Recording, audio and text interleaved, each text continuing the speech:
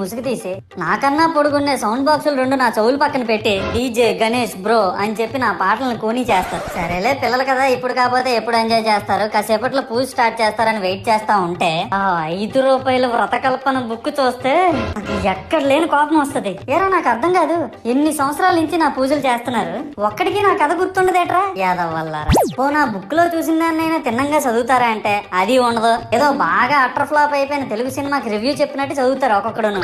ఇంకా తర్వాత 9 రాత్రుల పాటు నాకు ఎన్ని సినిమాలు చూపించాలో అన్ని సినిమాలు చూపిస్తారా. ఇందులో ఫన్నీ పార్ట్ ఏంటంటే నేను ఎన్ని బ్యాచ్లను చూస్తాను తెలుసా. ప్రతి వీధి పందిరి దగ్గరికి తిరుగుతూ నా విగ్రహాలకు రివ్యూ ఇచ్చే బ్యాచ్ ఒకటి, ప్రసాదాల కోసం ప్రతి పందిరి దగ్గరికి తిరిగే బ్యాచ్ ఇంకొకటి. ఇంకా దరిద్రం ఏంటంటే నాకు కొట్టిన కొబ్బరికాయలు ఏమైనా మిగిలిపోయేమో వాటిని తీసుకెళ్లి పచ్చడి చేసుకుందాం అనే బ్యాచ్ ఒకటి. ఇవన్నీ చూస్తూ 9 రాత్రులు గడిపాక సరేలే సాయంత్రం అనిపిస్తారులే అని కాలు మీద కాలు వేసుకొని కూర్చుంటే అప్పుడు మొదలవుతాదిరా నా నిమజ్జనం.